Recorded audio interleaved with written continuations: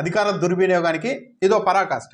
Janasena party నాయకులు తమ అధికారాన్ని ఎలా వాడుకుంటున్నారు, వ్యక్తిగత ప్రయోజనాల కోసం, వ్యక్తిగత అంశాల కోసం అధికారాన్ని ఎలా అడ్డుపెట్టుకుంటున్నారన్నది చాలా క్లియర్గా ఎక్స్ప్లెయిన్ చేసే ఒక ఉదంతం ఇది. పవన్ కళ్యాణ్కి సంబంధించిన సినిమా జూన్ 12వ తేదీన విడుదల కాబోతోంది, హరహర వీరమల్లు. ఈ నేపథ్యంలో సినీ పరిశ్రమలో ఎలాంటి పరిణామం జరిగినా అది పవన్ కళ్యాణ్కు వ్యతిరేకంగా జరుగుతున్న పరిణామమే అని జనసేన పార్టీ అనుమానిస్తోంది. పవన్ కళ్యాణ్కు జనసేన పార్టీకి తొలి నుంచి కూడా ఒక విధమైన ఆలోచన విధానం ఉంది.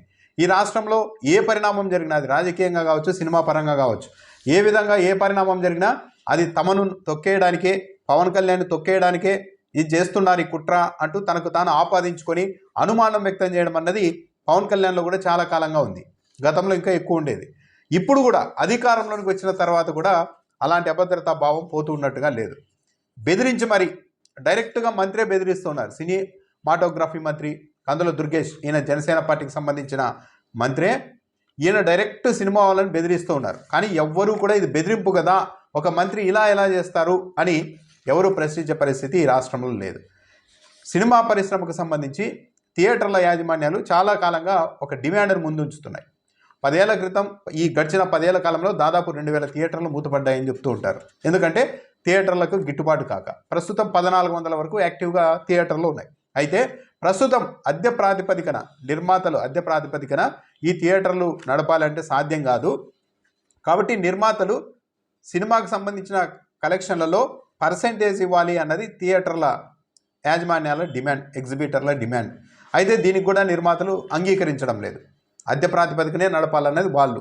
అలా నడిపితే థియేటర్లు మిగలవన్నది ఎగ్జిబిటర్ల వాదన. సినిమాలో ఆ వచ్చే కలెక్షన్లో పర్సెంటేజ్ ఇవ్వాలి అన్నది థియేటర్ల యాజమాన్యాల డిమాండ్. ఈ నేపథ్యంలోనే ఈ వ్యవహారం కొలికి రాకపోవడంతో జూన్ 1వ తేదీ నుండి థియేటర్లు మూసివేస్తాం అని ఇదివరకు థియేటర్ల యాజమాన్యాలు ఒక నిర్ణయం తీసుకున్నాయి. అంతే. ఇక వెంటనే సినిమాటోగ్రఫీ మంత్రి కందుల దుర్గేష్ రంగంలోనికి దిగారు. సాధారణంగా ఒక మంత్రిగా ఉన్న ఆయన ఏదైనా ఒక ఇష్యూని సాల్వ్ చేయాలి అనుకుంటే అన్ని వర్గాల వాళ్ళని, సినిమా పరిశ్రమ వాళ్ళని పిలిచి ఏంటి మీ ఇబ్బందులు ఏంటి, మీ ఇబ్బందులు ఏంటి, ఎవరిది న్యాయము, ఎవరిది అన్యాయము అన్నది పరిశీలన చేసి ఆ తర్వాత ఒక నిర్ణయాన్ని వెలువరించాలి. కానీ మంత్రి కందుల దుర్గేష్ డైరెక్ట్గా సినిమా వాళ్ళని బెదిరించడానికి రంగంలోనికి దిగారు. ఆయనే స్వయంగా ట్వీట్ చేశారు. ఆ ట్వీట్లో చూస్తేనే వీళ్ళ ఆలోచన విధానం ఎలా ఉందన్నది కనిపిస్తుంది. జనసేన పార్టీ అధికారికంగా కూడా తన ట్విట్టర్ ఖాతాలో కూడా ఒక పోస్ట్ పెట్టింది. ఇక జనసేన పార్టీ సోషల్ మీడియా కార్యకర్తలు అయితే ఆ నలుగురు అంటూ 4 ఫోటోల్ని కూడా దిప్పుతూ ఉన్నారు. మంత్రి కందుల దుర్గేష్ పెట్టిన ట్వీట్ చూస్తే, సినిమా పరిశ్రమ మన రాష్ట్రంలో సాంస్కృతిక విలువల ప్రతిబింబంగా వేలాది మందికి జీవనాధారంగా కొనసాగుతోంది. ఈ రంగాన్ని అడ్డుపెట్టుకొని అనవసర వివాదాలు సృష్టించే ప్రయత్నాలు చేస్తే సహించేది లేదు. కారకులు ఎవరైనా సరే వదిలిపెట్టం. సినిమా థియేటర్ల వాళ్ళు మాకు గిట్టుబాటు కావడం లేదు, థియేటర్లన్నీ వరుసపెట్టి మూతపడుతున్నాయి, మమ్మల్ని బతికించండి అంటూ ఉంటే, కందుల దుర్గేష్ వాళ్ళ డిమాండ్లో, వాళ్ళ ఆవేదనలో అర్థం ఉందా లేదా అన్నది పరిశీలన చేయకుండా ఒక మంత్రిగా ఉండి ఈ రంగాన్ని అడ్డు పెట్టుకుని అనవసర వివాదాలు సృష్టించే ప్రయత్నం చేస్తే సహించేది లేదు, కారకులు ఎవరైనా సరే వదిలిపెట్టేది లేదు అని మాట్లాడుతున్నారు. అంటే బెదిరింపు. సరే, ఈ బెదిరింపు ఎందుకు చేస్తూ ఉన్నారు అంటే అదే అనుమానం. జనసేన పార్టీ అధికారికంగా తన సోషల్ మీడియా ఖాతాలో పెట్టిన పోస్టే. జూన్ 1వ తేదీ నుంచి సినిమా హాలు బంద్ చేయాలని ఎగ్జిబిటర్ల నిర్ణయం తీసుకున్నారనే విషయంపై విచారణ చేపట్టాలని, ఈ నిర్ణయం వెనుక ఎవరున్నారో తెలుసుకోవాలని హోంశాఖ ముఖ్య కార్యదర్శికి దిశానిర్దేశం చేసిన రాష్ట్ర సినిమాటోగ్రఫీ పర్యాటక శాఖ మంత్రి కందుల దుర్గేష్ జనసేన పార్టీ ట్విట్టర్లో, హరహర వీరమల్లు సినిమా విడుదలకు ముందు థియేటర్లను మూసివేయాలని ఆ నలుగురు ఒత్తిడి చేస్తున్నారనే వార్తలు వచ్చాయి. జనసేన అధికారికంగా చెప్తోంది, పవన్ కళ్యాణ్ సినిమా వస్తుంది కాబట్టి అంతకుముందు థియేటర్లు మూసివేయాలని ఆ నలుగురు ఒత్తిడి చేస్తున్నారని జనసేన పార్టీ అధికారికంగా చెప్తుంది. ఇక ఆ నలుగురిని జనసేన అధికారికంగా పెట్టలేదు, కానీ జనసేన పార్టీకి అనుబంధంగా ఉన్న ట్విట్టర్ ఖాతాల్లో అయితే ఆ నలుగురు ఎవరు కూడా చెప్తున్నారు. ఆ నలుగురు ఎవరంటే, ఒకటి అల్లు అరవింద్ ఫ్యామిలీకి పవన్ కళ్యాణ్కి మధ్య గ్యాప్ ఉంది. ఏది అల్లు అర్జున్ నంద్యాల వెళ్ళి వైసీపీ అభ్యర్థికి మద్దతు ఇచ్చినప్పటి నుండి అని చెప్తూ ఉంటారు. ఆ తర్వాత చాలా కామెంట్లు చేసుకున్నారు. దాంతో ఈ థియేటర్లు మూసివేయించే వెనుక నలుగురున్నారని చెప్పు. ఒకటి అల్లు అరవింద్, 2 దిల్ రాజు, 3 ఏషియన్ దానికి సంబంధించిన సునీల్, ఇంకొకరు దగ్గుపాటి సురేష్. ఈ నలుగురు పాడగడుతున్నారు చిత్ర పరిశ్రమకు అంటూ జనసేన వాళ్ళు అటాక్ చేశారు. దాన్ని అధికారికంగా సమర్థించేలాగా జనసేన పార్టీ తన సోషల్ మీడియా ఖాతాలోనే థియేటర్ల మూసివేతకు ఆ నలుగురు ఒత్తిడి చేస్తున్నారనే వార్తలు వచ్చాయని ఇండైరెక్ట్గా వీళ్ళు చెప్తున్నారు. దీనితో పాటు ఈ పరిణామంతో పాటు ఎగ్జిబిటర్లు డిస్ట్రిబ్యూటర్లు ఒక కార్టర్గా ఏర్పడి అవాంఛనీయ నిర్ణయాలు తీసుకోవడం గురించి విచారణ చేయాలని శ్రీ దుర్గేష్ స్పష్టం చేశారు. అంటే ఇదేంటి, డైరెక్ట్గా బెదిరించడం. కందుల దుర్గేష్ పర్సనల్గా చేసిన ట్వీట్ను పరిశీలించిన, జనసేన పార్టీ అధికారికంగా చేసిన ట్వీట్లో చూసినా, ఆ అంశాలు చూసినా క్లియర్గా ఒకటి అర్థమవుతుంది. ఈ థియేటర్లను మూసివేయాలి అన్న నిర్ణయం వెనుక వ్యక్తులు ఎవరు అంటే వ్యక్తిగతంగా టార్గెట్ చేయడం, వాళ్ళ ఇబ్బందులు, వాళ్ళ సాధక బాధకాలు, దానిని పరిష్కరించాలా, దాంట్లో న్యాయం ఉందా అన్యాయం ఉందా అనే దానికి సంబంధం లేదు.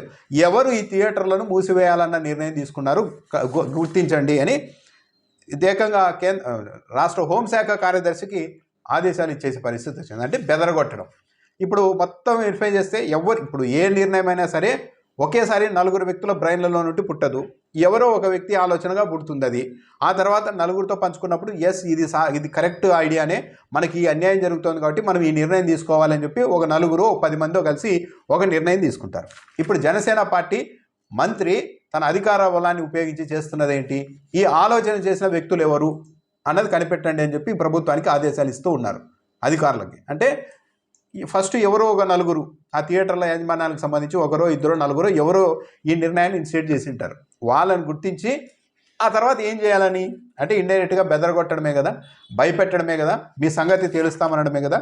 డైరెక్ట్ మంత్రి ట్విట్టర్లో వివాదాలు సృష్టించే ప్రయత్నం చేస్తే సహించేది లేదు. ఇది వివాదం ఏముంది, మాకు బాధ ఉందయ్యా అంటే దాన్ని వివాదంగా చూస్తూ ఉన్నారు.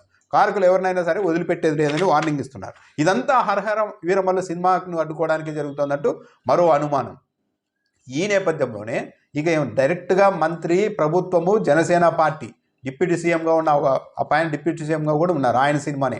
ఈ స్థాయిలో అధికార యంత్రాంగాన్ని మొత్తం రంగంలోనికి దింపుతున్నాం, వాళ్ళ సంగతి తేలుస్తాం, ఈ నిర్ణయం తీసుకున్న వాళ్ళ వెనుక ఉన్న వాళ్ళ సంగతి కూడా తేలుస్తామన్నట్టు అధికార పార్టీ అంటే అధికారంలో ఉన్నారు జనసేన, ఒక మంత్రి ఇట్లా బెదిరిస్తూ ఉంటే ఏం చేస్తారు, ఈరోజు ప్రకటించేశారు. ఎవరు ఫిల్మ్ ఛాంబర్ కార్యదర్శి దామోదర్ ప్రసాద్ ఆయన అయితే చెప్పారు వివరణ. థియేటర్లు అయితే జూన్ 1 నుండి బంద్ చేయలేదు అని. తాము చర్చలు జరపకపోతే జూన్ 1 నుంచి థియేటర్లు బంద్ చేయాలన్న నిర్ణయం తీసుకోవాల్సి ఉంటుందని చెప్పాము. కానీ దాన్ని వక్రీకరించారు కొంతమంది. ఏకంగా జూన్ 1 నుండి థియేటర్లు మూసివేస్తున్నారని ప్రచారం చేశారు. లేదు, థియేటర్లు మూసివేయడం లేదు అంటూ దామోదర్ ప్రసాద్ వివరణ ఇచ్చారు. ఆయన ఈ స్థాయిలో ఇంత వెంటనే వివరణ ఇచ్చారంటే దానికి కారణం ఎవరు? ఈ బెదిరింపులు కాదా?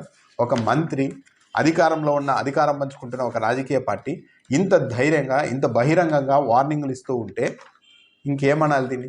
అదే ఇంకో ప్రభుత్వంలో జరిగి ఉంటే అరాచకం, బీభత్సం అని రకరకాలుగా ప్రచారం చేసి ఉండేవారు. కానీ ఎక్కడా కూడా మంత్రి దుర్గేష్ ఈ రకంగా ట్వీట్ చేస్తే ఎవరిని వదిలిపెట్టమని, దాన్ని ఒక్కరు కూడా ఇది తప్పు కదా అని ప్రశ్నించే పరిస్థితుల్లో మీడియా కూడా లేదు. ఇదే పవన్ కళ్యాణ్ గతంలో ఇట్లా ఏం మాట్లాడారు జగన్మోహన్ రెడ్డి టైంలో, అసలు నా సినిమాను ఆపుతానంటే నేను భయపడే వ్యక్తినే కాదు, పంతానికి వస్తే కావాలంటే రాష్ట్ర ప్రజలందరికీ ఉచితంగా నేను సినిమా చూపిస్తా అని చెప్పారు.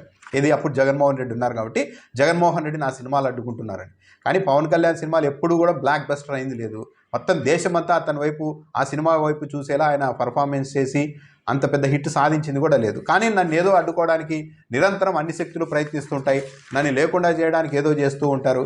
ఇది చాలా కాలంగా, ఎప్పుడు 2014-19 మధ్య చంద్రబాబు నాయుడుతో తెగదొంపులు చేసుకున్న ఆ సమయంలో కూడా నన్ను కొందరు వెంబడించారు, నా కార్ని యాక్సిడెంట్ చేయడానికని కూడా అప్పట్లో ఆరోపణలు చేశారు. ఈయన రకరకాలుగా 1000 మంది గూండాలు వచ్చారని ఒకసారి చెప్తారు. ఇవన్నీ ఏంటంటే ఆయనలో ఉన్న అభద్రతా భావాన్ని దాన్ని ఒక అనుమానంగా రూపుదాల్చుకొని ఏ పరిణామం జరిగినా నా కోసమే జరుగుతుంది, ఇప్పుడు కూడా అధికారంలో తానుండి కూడా నా సినిమాను అడ్డుకోవడానికే థియేటర్లు బంద్ చేస్తున్నారనుకునే స్థాయికి వచ్చి తన మంత్రిని రంగంలోనికి దింపి మొత్తం సినిమా వాళ్ళని ఇలా బెదరగొట్టే ప్రయత్నం చేశారు. ఇప్పుడు హఠాత్తుగా ఈరోజు థియేటర్ల బంద్ అంటూ ఏమీ ఉండదని చెప్తూ ఉన్నారు, అదంతా వక్రీకరించారని చెప్తున్నారంటే ఈ స్థాయిలో మంత్రులు డైరెక్ట్ బెదిరించిన తర్వాత, ప్రభుత్వమే బెదిరించిన తర్వాత ఇంకెవరైతే ఆ అన్యాయానికి అడ్డుకట్ట వేసి నిలబడేంత ధైర్యం ఎవరు చేస్తారు? ఇది పూర్తిగా బెదిరించడమే, బెదిరించి థియేటర్ల యాజమాన్యాలని లొంగ తీసుకోవడమే. వాళ్ళ మంచి చెడల గురించి కాకుండా కేవలం మా సినిమా అని, పైగా కందులు దుర్గేష్ అనే ఆయన కేవలం పవన్ కళ్యాణ్ సినిమాకు పిఆర్ఓ కాదు కదా, చాలా సినిమాలు విడుదలవుతుంటాయి. కానీ వాటి గురించి కాకుండా కేవలం హరిహర వీరమల్లు అడ్డుకోవడానికి ఇదంతా చేస్తున్నారని ప్రచారం చేసుకుంటున్నారంటే ఇంకెప్పుడు వీళ్ళ మీద కుట్రలు జరగవు.